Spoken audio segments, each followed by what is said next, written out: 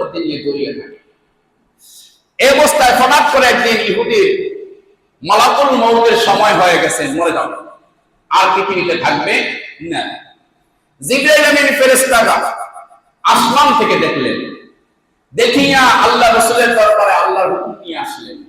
আসার পরে বললেন, ইয়া রাসূলুল্লাহ, ইয়া হাবিবাল্লাহ, ওই লোকটা আপনার জুতা মুবারকের খেদমত করেছে, যদিও জুতাটি ছিঁড়া, কিন্তু জুতা মুবারকের খেদমত করেছে। ওই ব্যক্তি আজকে এই কিছুক্ষণের মধ্যে দুনিয়া থেকে চলে যাবে।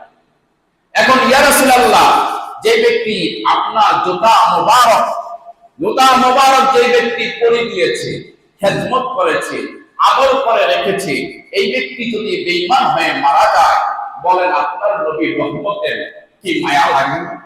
জিবরাইল বলতে দেরি, আল্লাহ রাসূল সাথে সাথে গেলেন। সাথে সাথে যাওয়ার পরে জিবরাইল বললেন, ইয়া রাসূলুল্লাহ, আপনি তাকে পড়ায়া দেন।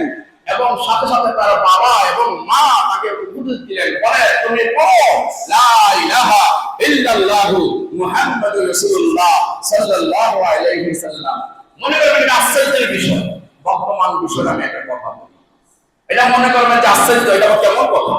একজন ইহুদি কি নামাজ নাই, রোজা নাই, হজ করে, সে ঈমান নিয়ে কবরে গেল।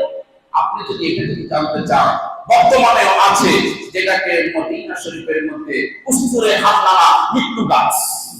এই মৃত্যু গাছ এখনো কাঁদে। নবীজির পরশ পাইলে যদি মৃত্যু গাছ জীবিত হতে পারে, আর তিনি তো জীবিত মানুষ, মৃত্যু গাছ যদি নবীজির পরশে জীবিত হয়, তাহলে আপনি কি বুঝতে চান? শুধু এতটুকুই বুঝতে হবে যে আল্লাহ রাসূলের প্রেম যিনি নিয়ে দুনিয়ার থেকে চলে যাবে, তাহার জন্য কবরেও কোনো অশান্তি নাই, মিজানে কোনো অশান্তি নাই, পুলসিরাতে কোনো অশান্তি নাই। বলেন না সুবহানাল্লাহ।